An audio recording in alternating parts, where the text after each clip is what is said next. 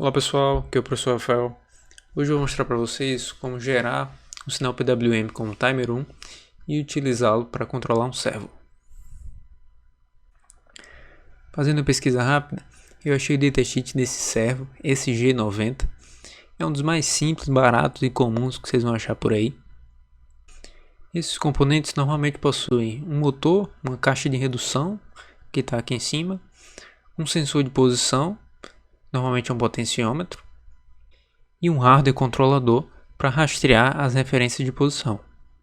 Esses servos normalmente podem rodar até 180 graus, então você pode definir a posição desse eixo em qualquer valor entre 0 e 180, e o sistema de controle interno vai tentar seguir essa referência. É um sistema de malha fechada, ele fica continuamente lendo a posição e atuando no motor para que a referência seja atingida. E esse valor de referência normalmente é passado para o motor como um sinal PWM. Tá aqui embaixo, esse motor tem 3 pinos, VCC, terra e o pino de sinal, que é um sinal PWM, normalmente em 50 Hz, isso quer dizer que o período tem 20 milissegundos, e dependendo do duty cycle desse sinal, isso vai ser traduzido numa referência de posição, de 0 até 180 graus. Tiver aqui o servo,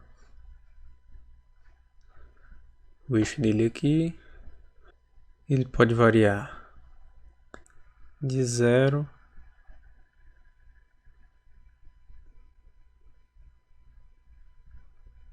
até 180 graus.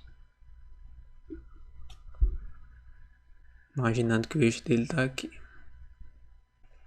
Então, dependendo do duty cycle que você injete aqui no pino de sinal, vai ser setado uma referência de posição de 0 a 180 graus. E esse mapeamento normalmente é em função do tempo que o sinal passa aqui em nível alto. Um sinal PWM que passe 1 milissegundo em nível alto, numa frequência de 50 Hz, vai dar um duty cycle de 5%, é isso? E isso vai ser equivalente a uma posição de 0 grau. Já no outro extremo, um sinal com 2 milissegundos de nível alto vai ser o equivalente a um duty cycle de 10%. Isso vai mapear para uma posição de 180 graus. E qualquer coisa entre esses dois aqui vai ser um ângulo intermediário. Então, para o servo parar na posição de 90 graus, obviamente a metade disso aqui seria 1,5 milissegundo. Se a gente for traçar isso daqui num gráfico, seria assim.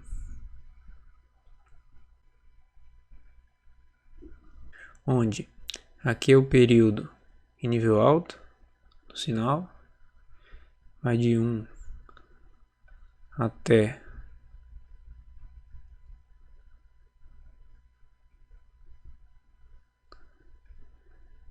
2 milissegundos. E aqui seria o ângulo de deslocamento, aqui, esse alfa, em graus, que vai de 0 até 180. Aqui no Simulid, eu fiz uma montagem bem simples para gerar um sinal PWM e a gente vê a posição do servo variando. Eu tenho várias formas de gerar um PWM.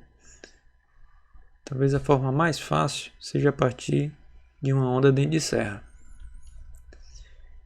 Imaginando que eu tenho uma dente de serra aqui.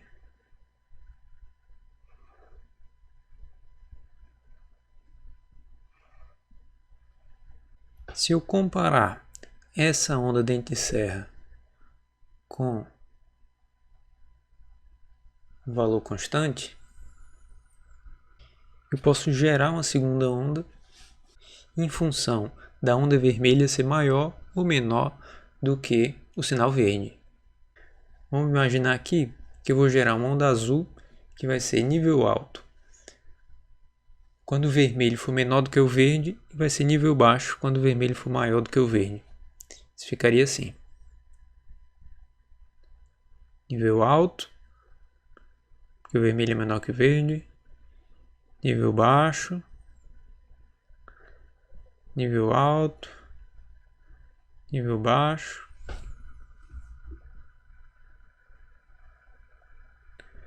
Nível alto.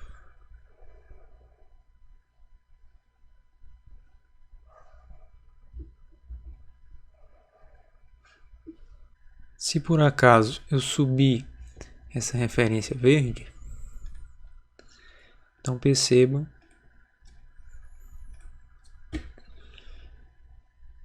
que o sinal vai passar mais tempo em nível alto e menos tempo agora em nível baixo.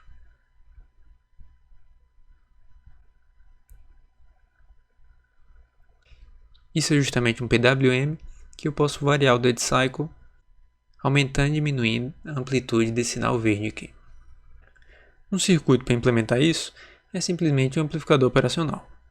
Nesse caso eu estou colocando a referência na entrada positiva e a onda dentro de serra na negativa. Essa onda dentro de serra eu configurei com 50 Hz e vocês podem ver ela aqui no osciloscópio. O osciloscópio está com 4 milissegundos por divisão, então cada período aqui está com 20 milissegundos, como deveria ser. Aqui em amarelo é a saída do comparador, e vocês podem ver se eu aumentar aqui a tensão de referência, aqui em laranja, vai aumentando o dead cycle, assim como a gente acabou de ver.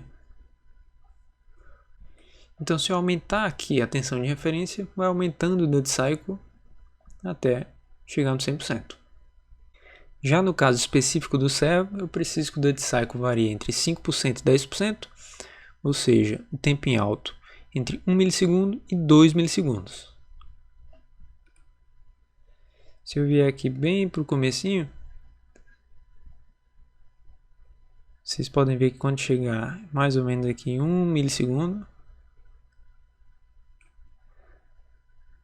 aqui ó, 1 milissegundo, ele está na posição 0, e à medida que eu aumento até chegar em 2 milissegundos, mais ou menos aqui 2 milissegundos, ele chega no 180. Qualquer valor entre isso, eu posso ajustar somente variando o dead cycle. O problema agora se resume a gerar esse sinal com o microcontrolador.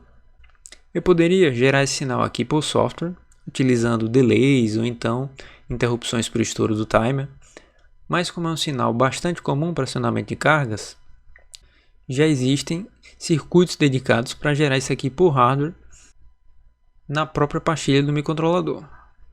Nesse modelo de microcontrolador que a gente está utilizando, os próprios timers têm um modo para geração de PWM. Olhando o datasheet do microcontrolador, dá para ver que o timer 1 é capaz de gerar até 2 sinais PWM de 16 bits. Revisando aqui um pouco a aula de PWM, o que ocorre quando o timer está no modo Fast PWM é o seguinte. Está sendo representado por essa linha vermelha o valor de contagem do timer. Lembrando que o timer 1 é de 16 bits. Então, o valor lá de contagem, 16 bits, vai estar variando desde 0 até F. Esse valor vai incrementando até que chegue um determinado valor de topo de contagem. Esse valor top, o máximo que ele pode receber é 16 bits com tudo 1, FFFF. Mas nesse caso ele pode ser configurado para outros valores. E assim que ele chega no valor do topo, ele reseta a contagem e volta para 0, gerando onda dentro de serra parecido com o que a gente acabou de ver no Simulid. E existe também um valor de comparação, que está aqui como OCRA, mas esse valor aqui também pode ser proveniente do registrador ICR1. E eu tenho duas opções de sinal PWM. com a saída não invertida, vai ser aquilo lá que eu mostrei na simulação. Quando o valor de contagem for menor do que o de comparação, ele está em nível 1. Quando for maior do que o de comparação, está em nível baixo. Vai dar essa onda aqui. E no modo invertido, é o contrário disso. Quando o valor de contagem for menor do que o valor de comparação, está em nível baixo. Quando for maior, vai para nível alto. É exatamente o inverso dessa outra onda. E lembrando que eu tenho dois comparadores independentes nesse micro, ou seja, eu consigo gerar dois sinais PWM. O valor do topo eu seto somente uma vez, mas os valores de comparação eu posso ajustar com valores distintos, gerando PWMs com dead cycles distintos. Perceba que a frequência dos dois sinais é a mesma, mas o dead cycle é variável. A frequência a gente calcula por aqui, que é o período daqui para cá, T PWM, vai ser igual o valor do topo vezes o prescale vezes o período do clock principal da CPU.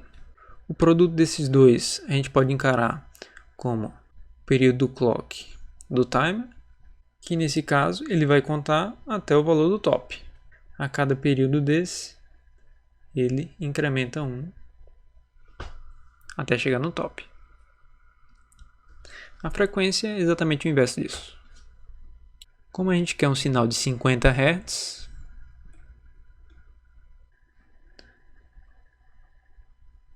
igual a 50 Hz, quem vai ser o valor do top? Segundo essa equação aqui de baixo, né, isso vai ser 16 MHz, que é a frequência de oscilação do clock, dividido pelo valor do top. Na verdade, tem um errinho aqui nessa fórmula. Aqui é o top mais 1. Deixa eu corrigir aqui. E aqui é o top mais 1 também. Então, o valor do top mais 1 vezes o prescale. O prescale eu tenho a opção de 1, 8, 64, 256 e 1024. Você pode testar diversos cenários para chegar aí. Eu vou escolher aqui um prescale de 8. Então, quanto é que vai ser o valor do top nessa situação?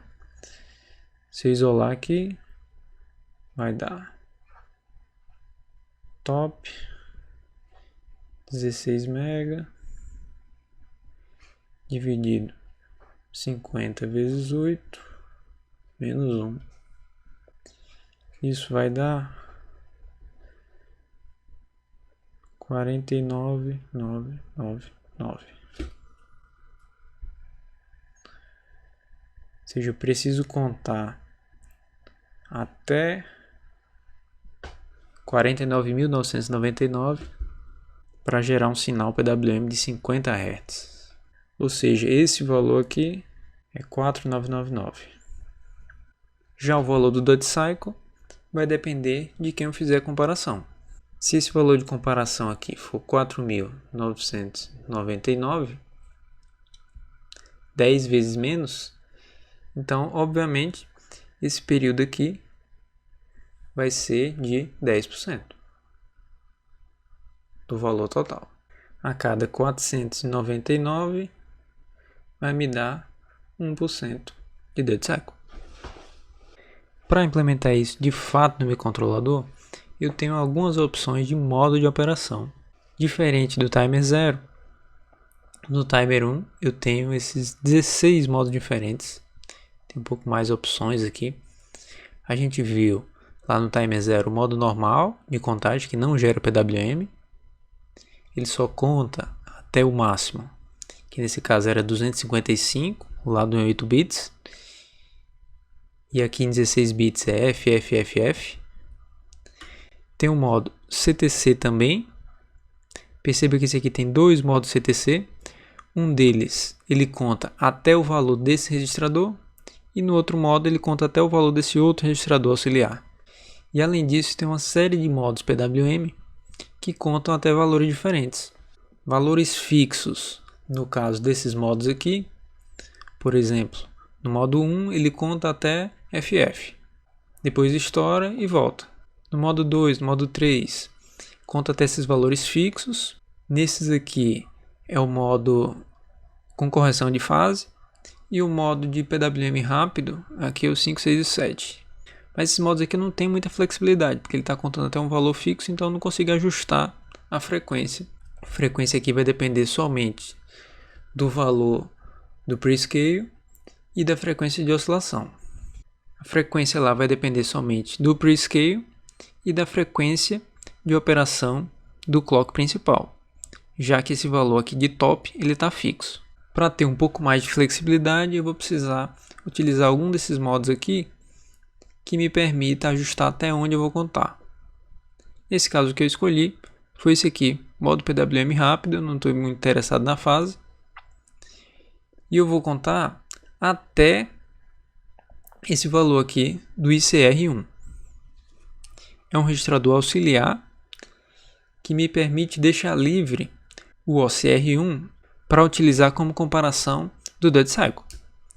Poderia usar esse aqui, o modo 14 ou o modo 15, mas no modo 15 eu não consigo gerar dois PWMs com Dead Cycles diferentes.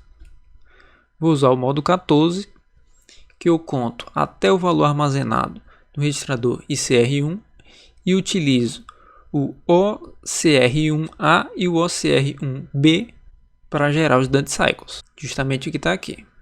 Eu vou contar até ICR1, para isso eu vou armazenar esse número aqui no ICR1, vou contar até aqui. E vou utilizar OCRB e OCRA para gerar dois PWMs com Dead Cycles diferentes. Aqui está o código do exemplo, bem simples. Eu estou setando os dois pinos no PWM como saídas. E quais pinos são esses? São esses dois aqui, os dois PWM gerados pelo timer 1, um pela comparação do OCRA e outro OCRB. Percebam que eu também poderia gerar dois PWMs com timer 2, esse pino e nesse, e dois com timer 0, nesse pino e nesse. B1 e B2. E agora vem a configuração para que o sinal seja gerado com 50 Hz. Eu escolhi o modo PWM rápido, via ICR, como a gente viu lá na tabela, com prescale 8. Isso me dá um valor de top de 39.999. Ops, espera aí, era 39 ou 49? Vamos fazer a conta para ver. 16 MB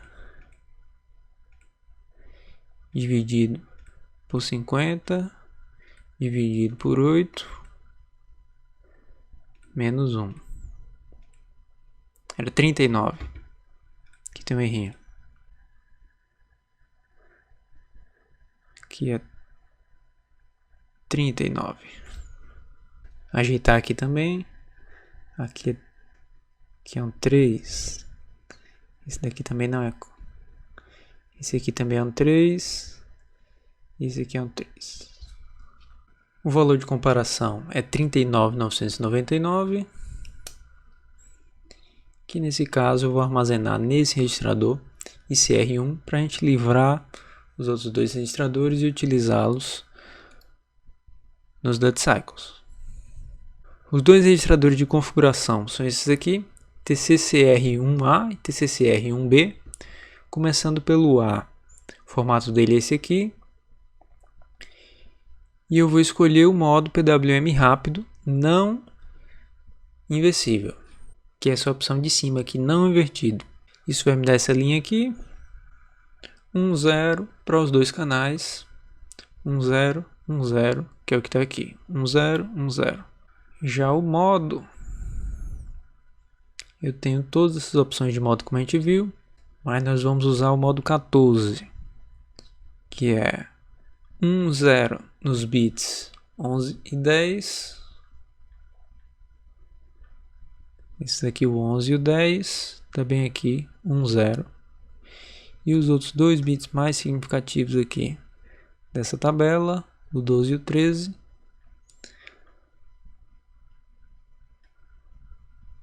Eles estão no registrador B, tá aqui, 12 e 13, que é esse bem aqui, ambos 1. Por fim, esses 3 bits bem significativos são relativos ao prescale, que a gente vai escolher 8, que dá 0, 1, 0, 0, 1, 0. Já os dois valores de comparação vão definir qual é o dead cycle. Como a gente viu mais cedo, a gente precisa que eles variem entre 5% e 10% para que a posição possa variar entre 0 e 180 graus. Isso seria o equivalente a 1 milissegundo e 2 milissegundos. E se a gente fizer uma regra de 3 rápida, dá para a gente ver que aqui 399 ou 400 vai dar 1%. Aqui tinha aquele erro naquela hora que a gente ajeitou já. Daí 5% vai ser o equivalente a uma comparação mais ou menos aqui 2000, 1999 e 10%, 4.000, 39,99. Vou apagar isso aqui. Resumindo o que está acontecendo, eu estou contando de 0 até 39.000,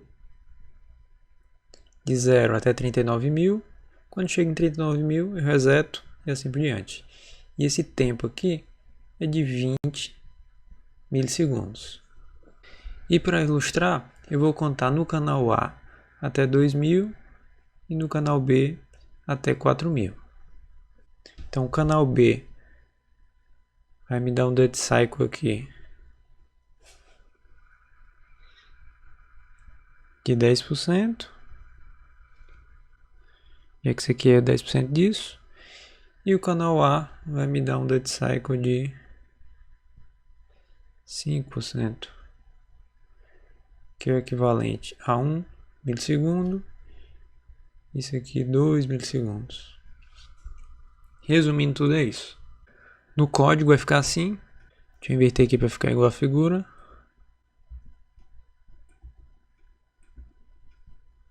E se eu rodar isso aqui e abrir aqui no Simulid, no canal A estava em 5%, ou seja, 0 grau. Se eu jogar para o canal B,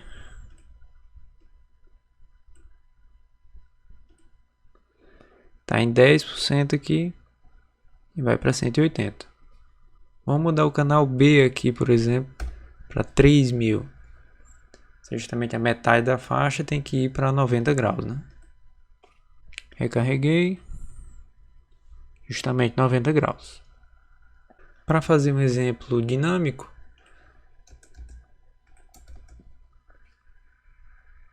eu criei 2 foros aqui só para ilustrar. E vou variar aqui de 5% até 10% o dead cycle.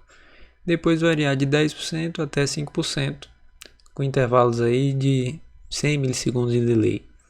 Então o dead cycle vai aumentar e depois vai diminuir de 5 a 10%, depois de 10 a 5%, variando o ângulo de 0 a 180 e de 180 para 0. Vamos ver se aqui funciona. Recarregar aqui.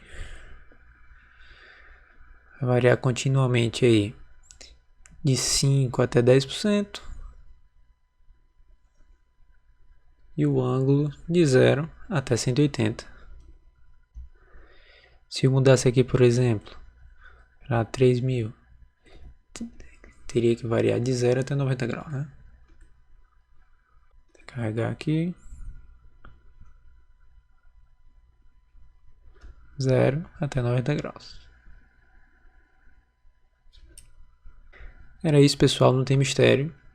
Com esse valor de comparação no modo PWM rápido, eu gero um sinal PWM de 50 Hz e ajustando o valor de comparação entre 2000 e 4000, eu vou gerar um dead cycle entre 5 e 10%, que vai variar o ângulo do meu servo entre 0 e 180 graus, não tem mistério nenhum. Qualquer dúvida, basta me procurar. Até mais, pessoal.